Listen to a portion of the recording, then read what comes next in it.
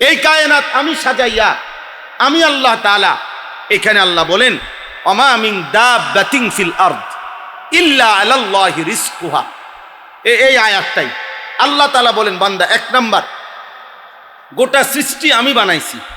2 number, আমার এই সৃষ্টির মধ্যে যত কিছুর প্রাণ আছে, যত কিছুর কি আছে, প্রাণ আছে, যত কিছু বিচরণ করছে, যত কিছু প্রাণওয়ালা, পশু হোক, পাখি হোক, মানুষ হোক, জিন হোক, আল্লাহ তাআলা বলেন একবার কীট পতঙ্গ, জন্তু, জানোয়ার, যাই হোক, প্রাণের অস্তিত্ব যেখানে যেখানে আছে, এই প্রত্যেক বিচরণশীল প্রাণী, অস্তিত্বশীল প্রাণী আমি আল্লাহ তাআলা ওয়াদা দিলাম। এই কোরআনে আল্লাহ বলেন আমি ওয়াদা দিলাম প্রত্যেকের রিজিক, দুনিয়ার যাবতীয় প্রয়োজনীয় রিজিক আমি আল্লাহ পৌঁছাবো। এটা আমি আমার কাঁধে ফরজ হিসাবে দায়িত্ব নিলাম। আমি বাধ্যতামূলক দায়িত্ব নিলাম, ফরজ দায়িত্ব নিলাম। আলাল্লাহ, আলা শব্দ ফরজ বুঝা, ফরজ হিসাবে আমি সকলের রিজিক পৌঁছাবো, সকলের রিজিক।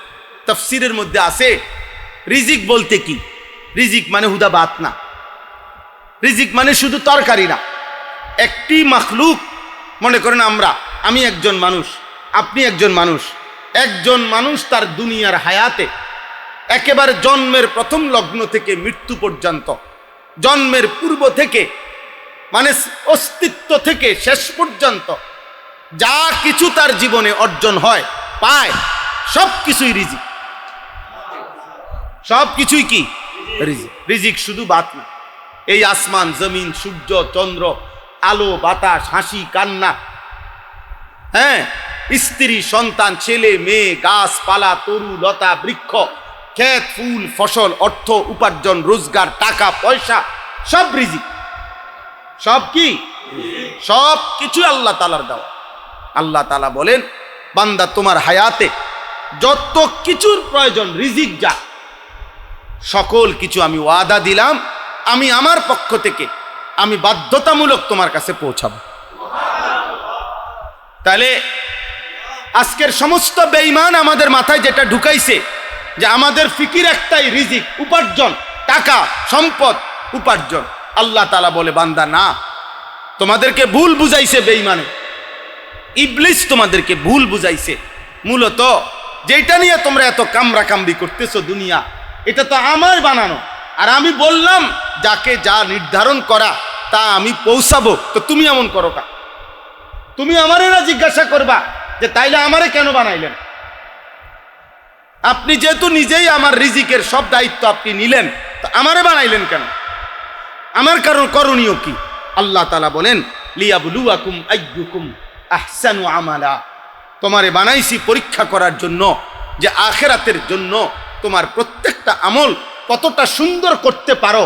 এই সুন্দর আমল আখিরাতের জন্য আমি আল্লাহ তাআলা, তুমি করবে এই পরীক্ষার জন্য আমি তোমাকে বানাইছি। তাহলে একদম সোজা কথা, বান্দা আমি তোমার কাছে চাচ্ছি ইবাদত, রিজিকের জিম্মাদারি আমার, রিজিকের ফিকির আমার।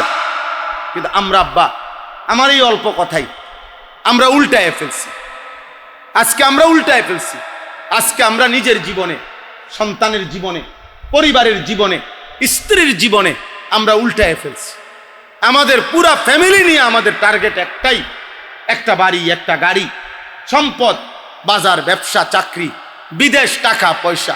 ছেলেটা নামাজ পড়ে না, মেয়েটা পর্দা করে না, স্ত্রী পর্দা করে না, উপার্জনের মধ্যে হারাম রোজগার, সুদ খাইতেছে দেদারছে, কিস্তি নিতেছে দেদারছে, মিথ্যা বলতেছে দেদারছে, প্রতিদিন ওজনে কম দেয়, গালি ছাড়া কথা বলে না, নর্তকীর নাচ ছাড়া টেলিভিশন চলে না, বিড়ি সিগারেটের দুর্গন্ধে কাছে যাওয়া যায় না, প্রত্যেক কথা মিথ্যা বলে।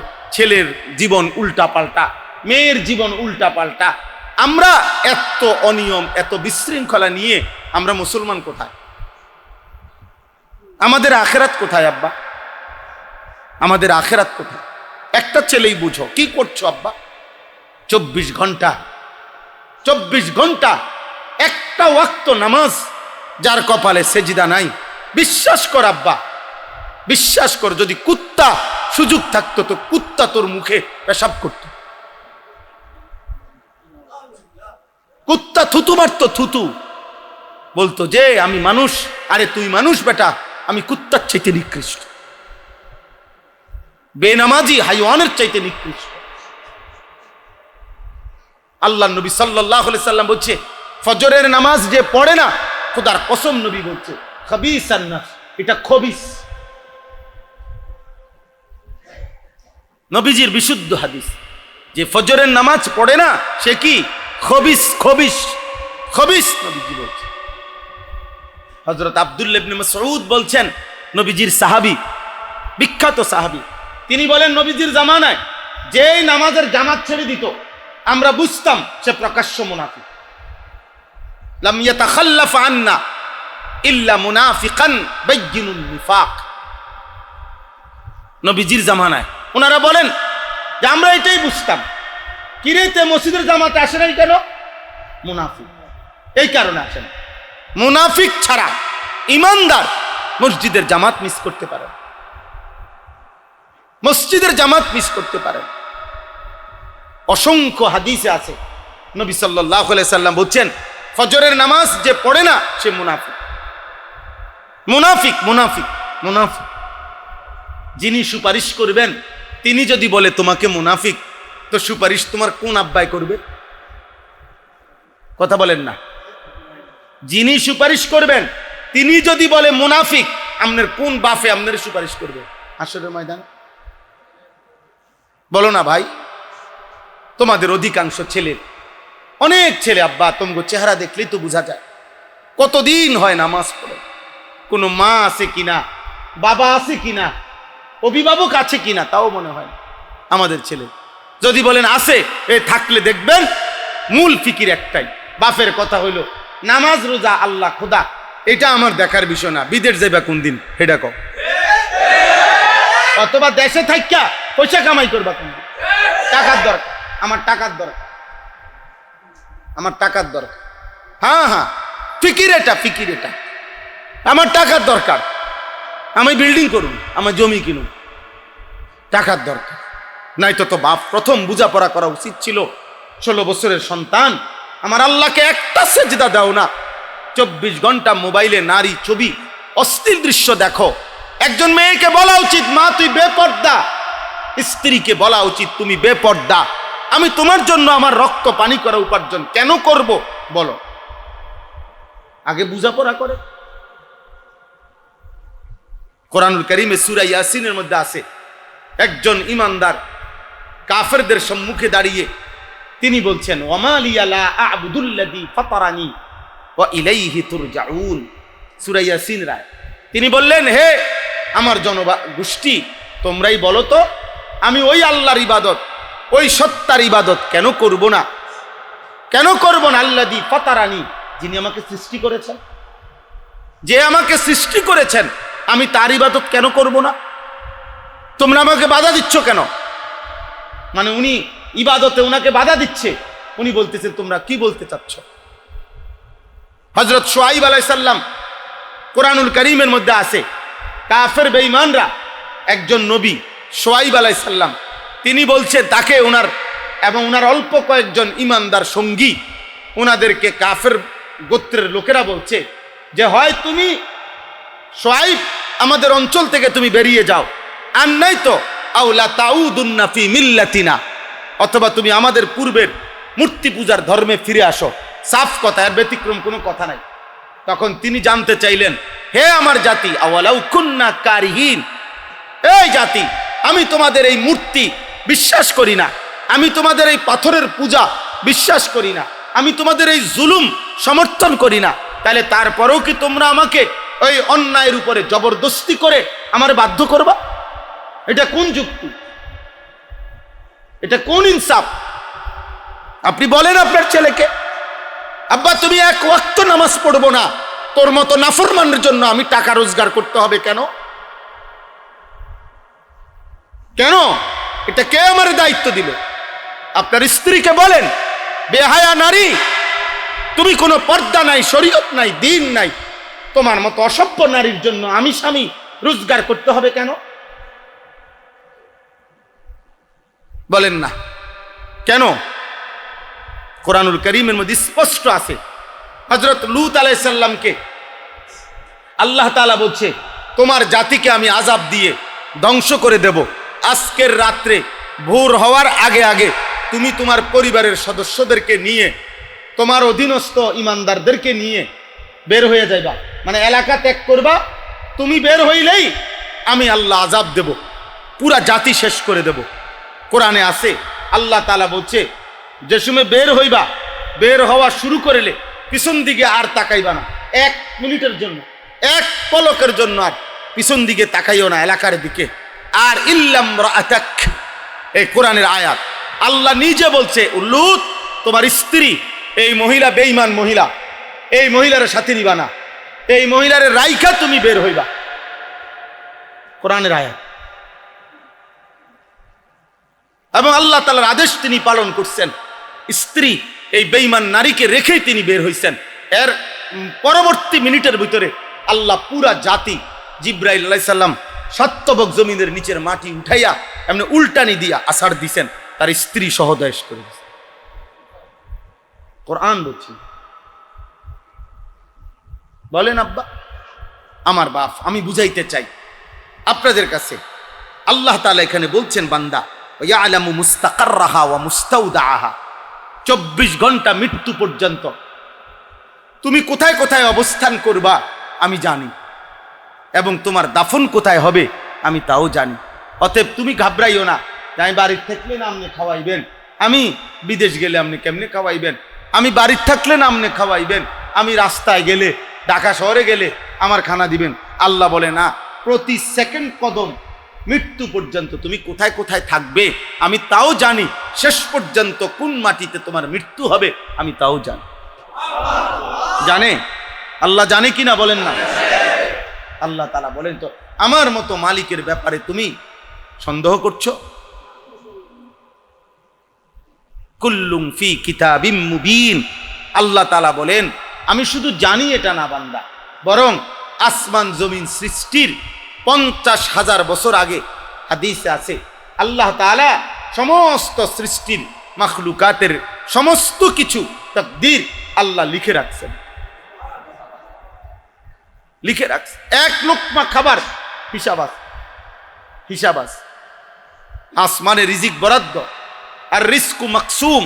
নবীজি বলছে, তোমাদের প্রত্যেকের রিজিক বন্টন করা, সিদ্ধান্ত করা, একবার সিলসাপ্পর মারা, ঠিক অতটুকুই পাবেন।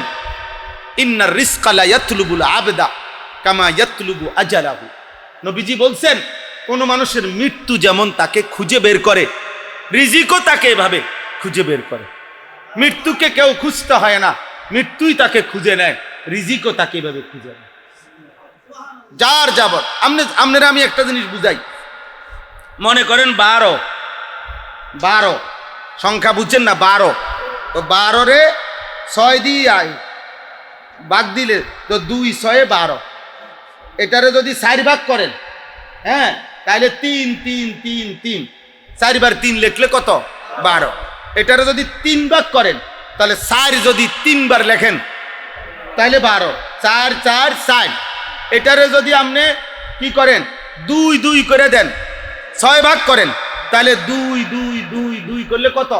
6 ভাগ 12। এটারে যদি আপনি 12 ভাগ করেন, তাহলে 1 1 1 করে লিখলে কত? তো যোগফল কত? 12। 2 ভাগ করলেও 4 ভাগ করেন, 3 ভাগ করেন, 2 ভাগ করেন, 1 ভাগ করেন, ফলাফল কত? 12। এই টাকা ধরেন 30,000, আপনি এটারে 4 দুহান্তে লইলেও 30,000, 1 দুহান্তে লইলেও 30,000। হিসাবটা বোঝেন না? মানে আপনি এখানে মাটিতে যত দান্দাই বাড়ান, ওই আসমানে তো ফয়সালা নির্ধারিত। তো আপনার জন্য যত দান্দাবাজি করেন, যত কিছুই করেন, বরাদ্দ ওইটুকুই যেটুকু আসমান। আরো বাংলা উদাহরণ দেই, মনে করেন এই মসজিদের পানির ট্যাঙ্কি আছে 500 লিটার, এই মসজিদে ধরেন, তো 500 লিটার পানির ট্যাঙ্কিটা দিয়া অজু করে মুসল্লিরা, তো নিচে ট্যাপ, ওই যে দিয়ে অজু করে পানি, ট্যাপ আছে না, ট্যাপ মনে করেন 5টা। ওই দেখেন, ওই আদব দেখেন, দেখছেন? এই কোনো বাপ মা নামের কোনো জালেম এই বাচ্চার হাতে মোবাইল দিয়ে দিছে, আপনি দেখেন তাহলে এই বাচ্চা তো এই মোবাইল সর্বোচ্চ 8 বছর বয়স হবে, তাহলে 8 বছরের বাচ্চাটা কি মোবাইলটা নিজে কিনছে? তাহলে হয় মা, নয় বাবা, নয় বড় ভাই, নয় দুলা ভাই, নয় চাচা, এমন কোনো না কোনো একজন জালেম তার হাতে মোবাইলটা দিছে। এরপরে এই সন্তান বরবাদ হয়। এরপরে যেখানেই আপনার সে যাবে তার একটাই ফিকির মোবাইল, চুরি করে হোক বাটপারি করে হোক। এই কারণে আমরা এটাই বলতে চাইছি, পুরা ফ্যামিলির জেহেনের মধ্যে যখন দুনিয়া শুধু, তখন আর নামাজ কি ঈমান কি, আবার নিজেই নামাজ পড়ে না, আমার ফুতে কিত্ত পড়বে। যার মুখে বিড়ি উনি কেমনে পুতরে বলবো যে তুই মানুষের মতো মানুষ হও? ছেলেটা যদি বলে আব্বা আপনার মতো নি, যদি বলে না আব্বা আমার মতো হইও না, তাহলে ফুতে যদি বলে আব্বা আমারে যার মতো হইতে বলতেছেন আমনেও তার মতো হইতে অসুবিধা কোথায়?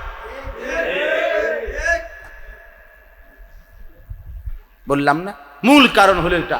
সংখ্যাগরিষ্ঠ মুসলমানের মাথা থেকে বেঈমান, ইবলিস, শয়তান, কাফের, মুশরিকরা আখিরাত ভুলায় দিছে। আল্লাহ ভুলায় দিছে, আল্লাহ ভুলায় দিছে, নয়তো এত করুণ পরিণতি আমাদের হইতো না। দোস্ত, বিশৃঙ্খলা যাবে না রে আব্বা। ক্ষমতার পালা বদল যারে দিয়েই হোক, আমাদের সুখ, আমাদের শান্তি, আমাদের নিরাপত্তা ক্ষমতাসীন কিংবা ক্ষমতার বাহিরে কোনো দলের হাতে না রে দোস্ত। আমাদের শান্তি আর নিরাপত্তা আল্লাহর হাতে। আর সম্পূর্ণ তার লগে বিরোধিতা করে আল্লাহর পথের উল্টা পুরাপুরি চলে কমপক্ষে মুসলমান পরিচয় দিয়া আমাদের সুখ মিলবে না, কাফের মিলবে। কাফের তো কাফের, আল্লাহ তো বলছে আমি কাফেরকে দুনিয়ায় কিছুদিনের সুখ দেব, কিন্তু আমাদেরকে আল্লাহ তাআলা সুখ দিতে হইলে আমরা মুসলমান স্বীকার করলে আমাদের আল্লাহর কাছে ফিরতে হবে। আমনে এই কোম্পানির স্যার কি করেন, আমনের নামে নিয়োগ লেটার এই কোম্পানি, আমনে ঘুরা ফিরা বেতন নিতে হইলে এনে আইতে, আমনে এই কোম্পানির দৌড়াইলে হইতো। কথা বুঝেন নাই? আমনে এখানে আসতে হবে, আর না তো আপনি এটা ছেড়ে দেন। এই কোম্পানির থেকে কি দেন? রিজাইন দেন। আপনি বলেন আমি মুসলমান না, আমি বেঈমান, তো ঠিক আছে, আল্লাহ বলে ঠিক আছে, মুশরিক হইয়া যদি খাইতে চাও তো নেও, কিন্তু ইসলাম স্বীকার করে আল্লাহকে মানবেন না তো সুখ আসবেন, টানা হেসরা শেষ হবে না, কলিজার মধ্যে শান্তি আসবে না। কোনো সুদখোর শান্তিতে নাই। আমি কসম এই কোরআন ধরে বললাম, একটা কিস্তিখোর নাফরমান সুখে নাই। আমি চ্যালেঞ্জ, নাহলে দাঁড়াইয়া এখন প্রতিবাদ করেন, আমি রাজি আছি। আমার জীবন, আমরা তো এই সারা বাংলাদেশ ঘুরা জীবন, হাজারো মানুষের সাথে আমাদের কথা। সুদখোরের সুখ হয় না, ঘুষখোরের সুখ হয় না, কিস্তিখোরের সুখ হয় না, চরিত্রহীন যুবকের সুখ হয় না, বেহায়া নারী, বেপর্দা নারী, খোদার কসম তার 1 সেকেন্ডের সুখ হয় না। এ দুনিয়া ভোগ করে কতক্ষণ, এরপরে সিত্তিয়া ফিরে থাকে।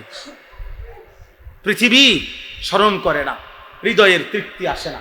একটা সময় দিন শেষে, হায়াত শেষে দেখে ফুতেও পছন্দ করে না, জিও পছন্দ করে না, ফুতের বউও পছন্দ করে না, সংসারের কেউ দেখতে পারে না। অথচ এদের জন্যই হারাম খাইছে, অথচ এদের জন্যই মিথ্যা বলছে, এদের জন্যই ওজনে কম দিছে। নাহলে একটা বেড়া নিজে চলনের লেগা এত টেয়া লাগে না। এই বউ বাচ্চা সংসারের কথা ভাই এত মিথ্যা কথা বলছে। আজ তারাই চেনেন, আজ তারাই চেনেন। আমি এই কিছুদিন আগে এক ভদ্রলোক, উনার 3 ছেলে, 2 ছেলে ইউরোপ থাকে, 1 ছেলে ঢাকা শহরে থাকে। একটা অনুষ্ঠানে আমার পাশে বসছে, খুব বুঝাইতেছে মানুষের, হ্যাঁ 3 ছেলের এক এক গুণাগুণ, ছেলেদের এই আছে সেই আছে। পরে কথা শেষ হয়েছে, আর আমি শুধু বললাম আঙ্কেল বাসায় কে থাকে এখন? আপনি যে বাসায় থাকে? আমরা বুড়া বুড়ি দুজন, বাতরান দেখে কাজের একটা লোক রাখছে 5,000 টাকা দিয়ে, একজন কাজের বদিল্লা রাখছে, ওই বাতরাইন দাদা কীর্তেন হুনান মানুষের রেডি, এগুলো শুনান কীর্তেন, কথা বলেন না। কাজের মহিলার রান্না আর আপন সন্তানের খেদমত বরাবর। এটা শুনাইয়া লাভ কি? এটা শুনাইয়া লাভ কি? বলে দুনিয়া আমাদেরকে ধোকা দিচ্ছে, দুনিয়া ধোকাই দিবে, ধোকাই দিবে, দুনিয়া ধোকাই দিবে। হারাম কখনো সুখ আনে না, হারাম কখনো শুকাবে না। এজন্য বললাম। তো এখন আপনারে বলতেছিলাম যে এই টাঙ্কি 5টা ট্যাপ দিয়া মনে করেন অজু করে দেন, পানি 5টা ট্যাপ দিয়া পানি শেষ হইছে। কত লিটার পানি শেষ হলো? এখন মুসল্লি বেড়ে যাওয়াতে মসজিদ কমিটি 5টা ট্যাপে কষ্ট হয় অজু করতে, এই জন্য আরো 5টা ট্যাপ বাড়াই দিছে। অন ট্যাপ লাগাইছে 10টা। তো এখন এই 10টা ট্যাপ দিয়া অজু করাতে পানি শেষ হইছে। এখন কত লিটার পানি শেষ হইছে? কেন 500 লিটার হবে কেন? ট্যাপ না বাড়াইলো? এখন হবে 1000 লিটার। আপনি বুঝেছেন? আবার বুঝে কোন, যদি এখানে 20টা ট্যাপ লাগায় অজুর সুবিধার্থে, পানি শেষ হইলে কয় লিটার শেষ হইব? কেন ট্যাপ না বাড়লো? এই কথা এটা বুঝছেন? মেন জায়গায় কত? মেন জায়গায় 500 লিটার। তো এনে ট্যাপ বাড়াইয়া লাভ আসেনি। আরশাজিমে আল্লাহর বন্টনে তাকদিরে লৌহে মাহফুজে তো বরাদ্দ নির্ধারণ করা, রিজিক নির্ধারণ করা। আমনে এনে সিটারি বাড়াইয়া কীর্তন লাভ হইব?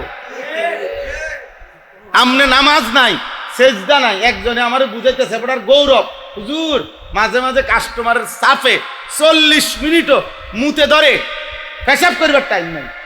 আল্লাহু আকবার। আল্লাহ আমনের কত বড় নিয়ামত দিছে, পেশাব বন্ধ রেখে দিছে একদম। আমনে কত বড় নিয়ামত! সুবহানাল্লাহ, সুবহানাল্লাহ। 40 মিনিটে ওনার মুতনের টাইম নাই। দুপুরের ভাত খায় মাগরিবের আগে। হ্যাঁ, বাড়ির থেকে ভাত ফাটাইছে দুপুরে, ওরা মাগরিবের ওয়াক্ত হয়ে গেছে, দুগা ভাত খাইবার টাইম নাই। দুনিয়া দুনিয়া তোরে ভাতও খাইতে দেয় না, দুনিয়া তোরে পেশাবও করতে দেয় না, দুনিয়া তোকে আল্লাহকে একটা সেজদা দিতে দেয় না। তোর এমন দুনিয়ার উপরে থুতু বেটা, তোর দুনিয়ার উপরে। যে দুনিয়া তোরে আল্লাহ চিনায় না, যে সম্পদ তোকে আল্লাহ চিনায় না, থুতু তো বেটা তোর এমন টাকার উপরে থুতু বেটা। আল্লাহকে চিনো, আখিরাতকে চিনেন, গোলামি চিনেন, বন্দিগি চিনেন। শেষ কথা, এটাই কথা। অতএব আজকে এটাই বললাম, এই একটি আয়াতই বললাম। দুনিয়ার সমস্ত বেঈমান, ইবলিস, শয়তান, নাফরমান, পাপী, তাদের প্রত্যেকের আপনার কথাবার্তা, আলোচনা, চিন্তা, চেতনা, বুদ্ধি, পরামর্শ দুনিয়া। কি? দুনিয়া, দুনিয়া। আর আল্লাহ তাআলা বলেন, বান্দা আমি তোমারে দুনিয়ার জন্য বানাই নাই, আমি তোমারে বানাইছি আখিরাতের জন্য। আমি তোমারে বানাইছি ইবাদতের জন্য, আমি তোমাকে বানাইছি আমার জন্য। দুনিয়া তোমার জন্য আমি এমনি দিচ্ছি।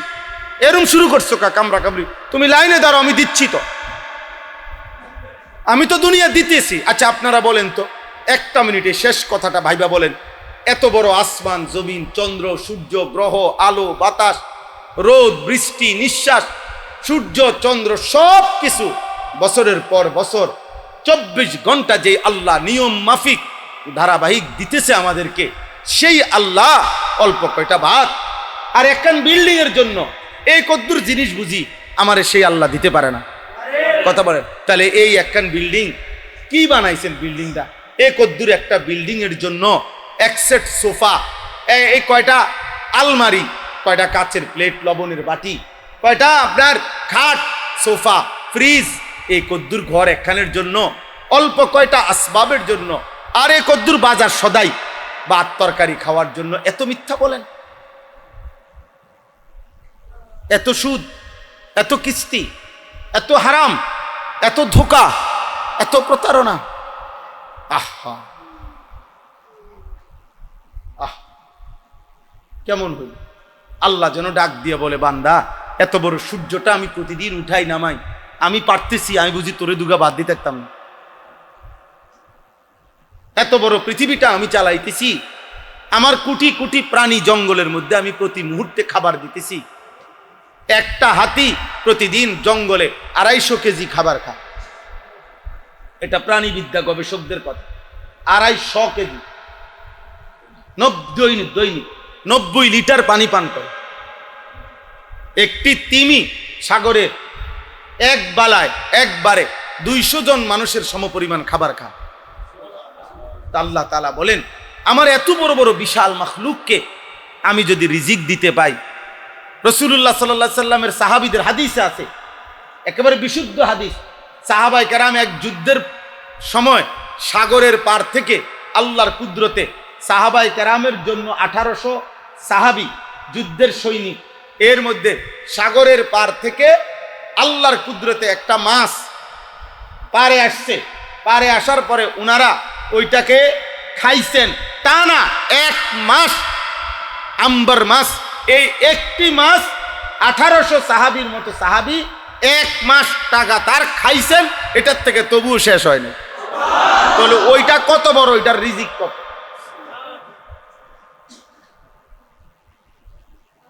বলেন না বাপ। আটলান্টিক মহাসাগরের তলদেশে কি পরিমাণ আল্লাহর প্রাণী আছে আমরা জানি। তো যে মালিক এত বিশাল বড় সৃষ্টির রিজিক দিতে পারে, এই মালিক বুঝি এই কদ্দুরি ফাঙ্গাস তেলাফিয়ার লাগিয়া তে বেটা কি মিশা কথাটা করবে? চিন্তা করে কি তেরে খাস বেটা। আরে মুসলমান, কি খাইলা সারাদিন? জীবনটা কি খাইলা?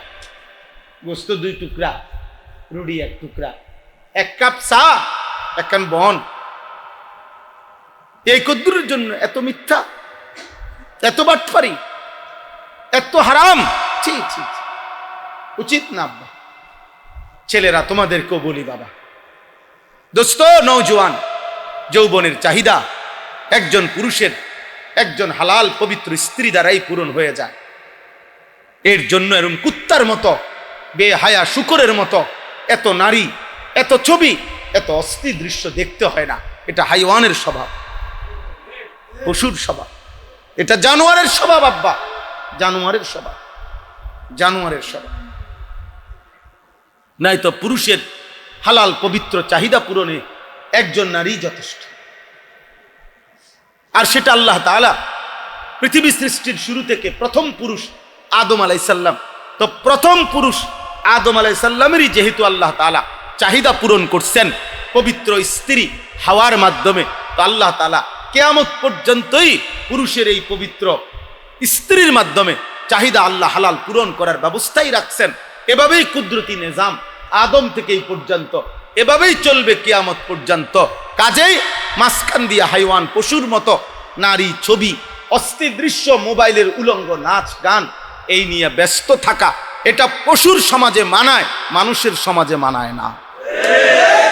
এটা আফ্রিকার জঙ্গলে মানাইতে পারে, মানুষের সমাজে মানায়। এই জন্য দোস্ত, আমরা এই জন্য বলি, আমরা চিৎকার আমরা করি, কেউ না শুনে কোনো অসুবিধা নেই, আমরা বলে যাব। যে বলবে আল্লাহর কথা সেই সওয়াব পাবে, যে মানবে সেই সওয়াব পাবে, সেই সওয়াব পাবে। আল্লাহ তাআলা আজকের এই মাহফিল, আজকের এই মজলিস আল্লাহ তাআলা বরকত দান করেন। আপনাদের ফিকিরে, আপনাদের ভালোবাসায় এই মাহফিলটা হয়েছে। আমাদের মাওলানা ইয়াহইয়া ও আমার অনেক মহব্বতের ছাত্র, আমার কাছে সরাসরি পড়ালেখা করছে। তার আব্বা মাওলানা ইউনুস সাহেব, ওনাকে আমিও চিনতাম। আপনাদের এলাকায় আসছেন, খেদমত করছেন, আপনাদেরই এলাকার মানুষ। তো আল্লাহ তাআলা ওনার কবরকে নূরে নূরে ভরপুর করে দেন। আপনাদের সমস্ত কবরবাসীদেরকে আল্লাহ তাআলা মাফ করে দেন। একটা যুবকেরও শেষ আব্বা বলি, এমন চুল, চেহারা, লেবাস, পোশাক, তুমি ইসলামের এই উল্টো চইলো না আব্বা। এমন উল্টা চইল্লা মুসলমান হয় না, নবীর মহব্বতের প্রেমিক হয় না, হয় না। ধোঁকা দিলে হবে না। আখেরাত লম্বা, আখেরাত লম্বা। এই ফুটবল, এই ক্রিকেট, এই খেলা, এই বিশ্বকাপ, এর কোনোটাই সমাধান না। এই ফুটবল বিশ্বকাপ আগামী কয়েকদিনের মধ্যেই শেষ হয়ে যাবে আব্বা, খেলাটা শেষ হয়ে যাবে না? কিন্তু আমাদের যাদের এই বাম কাঁধে, আমল নামার এই বাম কাঁধে যে গুণাগুলো লেখা হয়েছে, এই খেলা দেখতে গিয়ে এই গুণা এটা মুছবে কেমন? বলো না আব্বা? হ্যাঁ, খেলা তো চলে যাবে আব্বা, খেলা তো শেষ হয়ে যাবে। ব্রাজিলও তোমারে চিনবে না, আর্জেন্টিনাও তোমারে চিনবে না, কিন্তু তোমার বাম কাঁধের গুণাগুলো তুমি মুছবে কেমন? হ্যাঁ, তাইলে নবী সাল্লাল্লাহু আলাইহি সাল্লাম হাসরের ময়দানে জিজ্ঞেস করবে, উম্মত 365 দিনে, এক বছরে ফজরের মুয়াজ্জিন 365 দিন টানা বলেও আসসালাতু খায়রুম মিনান নাওম বলে একদিনের জন্য তুমি নাফরমানকে উঠাইতে পারলো না। আর রেফারি, ফুটবলের রেফারি তোমারে রাত 4টা বাজে টেলিভিশনের সামনে বসায় দিল, তুমি কেমনে উঠতে পারলা? সেই তুমি আমার কাছে সুপারিশের জন্য কেমনে আসলা? হ্যাঁ, সুপারিশ তোমার মামুর বাড়ি? হ্যাঁ, সুপারিশ তোমার আব্বার সম্পত্তি। এই জন্য তামাশা না করে একজনই বুঝেন, 5 ওয়াক্ত নামাজ পড়েন, হালাল পথে চলেন, হালাল রোজগার করেন, নিজেদের স্ত্রী কন্যা মা বোনদেরকে পর্দা পুশিদার সাথে চলতে বলেন।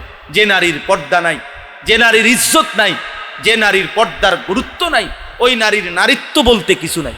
ওইটা মানুষ হইতে পারে, ওইটা মানুষ হইতে পারে, কিন্তু নারী না, নারী না সে। আল্লাহ তাআলা আমাদের সবাইকে কবুল করে নেন। আল্লাহ তাআলা আমাদের সবাইকে ঈমান আমলের দৌলত দান করেন। আলহামদুলিল্লাহি রাব্বিল আলামিন। আল্লাহুম্মা আনতাস সালাম ওয়া মিনকাস সালাম, তাবারাকতা ইয়া যাল জালালি ওয়াল ইকরাম। মাওলায়ে কারীম আপনি মাফ করে দেন, মেহেরবান মাওলা আপনি মাফ করে দেন। ঈমান আমল দান করেন, ইজ্জত আফিয়ত দান করেন, তাকওয়া তাহারত দান করেন, হিম্মত ইস্তেকামত দান করেন, দ্বীনের উপরে থাকার চলার তৌফিক দান করেন, গুনাহ ছেড়ে দেওয়ার তৌফিক দান করেন, হারাম থেকে বাঁচান রে মাওলা। আপনার গোলামির সেজদা করার তৌফিক দান করেন, সেজদাওয়ালা কপাল বানিয়ে দেন, কাঁদনেওয়ালা চোখ বানিয়ে দেন, জিকিরওয়ালা জবান বানিয়ে দেন, মোহব্বতওয়ালা দিল বানিয়ে দেন, সুন্নাতওয়ালা জীবন বানিয়ে দেন। আয় আল্লাহ আপনি কবুল করে নেন, আয় আল্লাহ আপনি কবুল করে নেন, আয় আল্লাহ আপনি রহম করেন। এলাকার আশপাশের সমস্ত কবরবাসীদেরকে মাফ করে দেন, কিয়ামত পর্যন্ত কবরের আযাব মাফ করে দেন, কবরগুলোকে জান্নাতের টুকরা বানিয়ে দেন। আল্লাহ আমরা যারা বেঁচে আছি আমাদেরকে দ্বীনের উপরে থাকার চলার তৌফিক দান করেন। অসুস্থ বিমারি যারা শিফা করে দেন, প্রত্যেকের কামাই রুজিতে হালাল বরকত দান করেন। হারাম থেকে বাঁচান মাওলা, হারামের রোজগার থেকে বাঁচান, হারামের লোকমা থেকে বাঁচান। আল্লাহ হালালের উপরে সন্তুষ্ট থাকার তৌফিক দান করেন। মুসলমানের এই কিশোর যুবক ছেলেগুলোকে মাওলা নামাজি বানিয়ে দেন, নামাজি বানিয়ে দেন, ফজরের মুসল্লি বানিয়ে দেন। আল্লাহ মোবাইল নারীর আসক্তি থেকে আমাদের সন্তানদেরকে হেফাজত করেন। মদ জুয়া নারী ছবি জিনা ব্যভিচার হারাম থেকে বাঁচান মাওলা, হারাম থেকে বাঁচান মাওলা, হারাম থেকে বাঁচান মাওলা। মা বোনদেরকে পর্দা পুশিদা দান করেন, আবেদা সালেহা মা ফাতেমা রাবেয়া বসরিয়ার মতো বানিয়ে দেন।